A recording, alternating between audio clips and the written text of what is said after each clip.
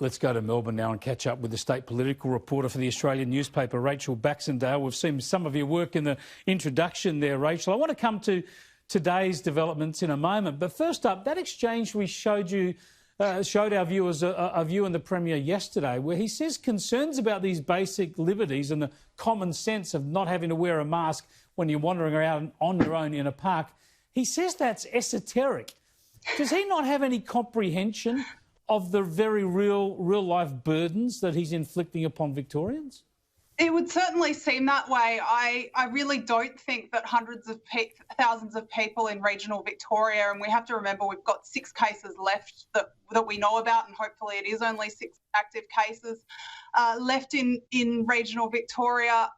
There are hundreds of thousands of people in regional Victoria, and indeed hundreds of thousands of people in Melbourne who I think could quite possibly be trusted to, decide whether or not they're in close proximity to another human being. And if they are, yeah, wear a mask.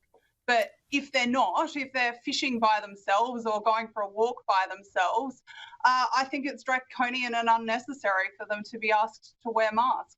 Yeah, look, you've sat in those press conferences day after day challenging the Premier with some straightforward and common sense questions. You've paid a high price, a lot of abuse thrown your way and the direction of other journalists as well for doing that. But give us your assessment. And me watching these press conferences, I've been amazed at just that sort of schoolmasterly attitude of the Premier, imposing rules on people, telling them they must do this and warning them not to go to their mate's place, warning them in that case yesterday that it was esoteric to debate whether or not you need a mask. No sense of that, common sense application. And I wonder whether that attitude has filtered right down to the police. And that's why we've seen, elderly ladies moved on from park benches and pregnant women arrested or handcuffed in their homes. Surely we've got to have a little bit of common sense and flexibility. Look, you would hope so. It does really seem that these are rules based on the lowest common denominator and based on the sort of ease of police enforcing the rules rather than the ease of people living their lives, and rather than based on health principles first and foremost. They seem to be based primarily on enforcement rather than on health and biology. Now, your questioning of the Premier today was very pointed, because you were asking him really how could he stand by those 3 senior public servants when the recommendations from Council Assisting was to find strongly against them. But even though there's not a recommendation from the Council Assisting against the Premier, we know he knew about the offers. We know he announced the offer. So surely he's culpable for not making sure they followed through on that offer. Absolutely. Look, that is the key question. The finding yesterday was interesting and just to stress, it wasn't a finding. It was a recommendation by Council Assisting to Judge Coate. But that was interesting in what it said about those 3. But the key issue here is what Daniel Andrews is in charge of this system. What did he know, and also what didn't he know? He's in charge. He should have been asking these key questions. And if he didn't know, then why not? Yeah, I think that's the big point. And I think sometimes when you've got Council Assisting making these final submissions, they don't want to write the whole report. You've got to leave the Justice in charge with something, and that's where you'd expect her to come in and make that connection for the Premier. And that's what Premier Daniel Andrews would be worried about.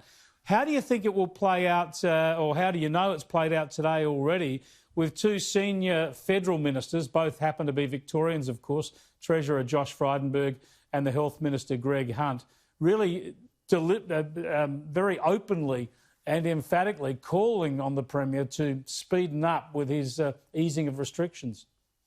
Look, I don't think it'll make much difference. I don't think he's one for turning, and I don't think, certainly, they're tapping into to sentiment within the community that people are tiring of being locked down. It's been a very long lockdown, but I mean, Daniel Andrews announced that ostensibly if we get our unknown number of cases down to 5 cases in a fortnight, which is far from assured, we've got 27 unknown cases in the most recent fortnight for which statistics are available. But if we manage to do that by the 19th of October, we will supposedly be released from this lockdown, which has been imposed on us. It's been a stay-at-home lockdown since the 7th of July.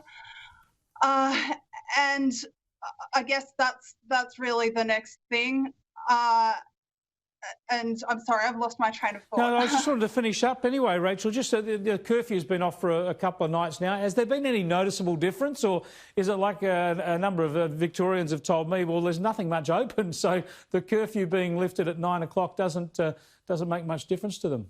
Look, I really don't think it does make a huge amount of difference. I think, you know, some people, and I guess that's the argument on either side, really. It didn't make a huge amount of difference because most of us were locked in our homes anyway.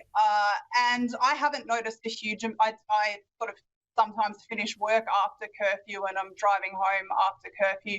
I haven't noticed a huge amount of difference in terms of how many people are out on the street, which really would, you know, beg the question of why we needed it in the first place.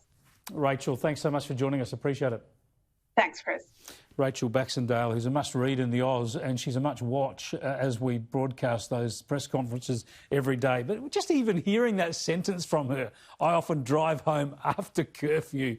I mean, that's Australia in 2020. Honestly, it's gone now, thankfully. But as you know, from all the expert medical advice, it was never necessary, never should have been imposed.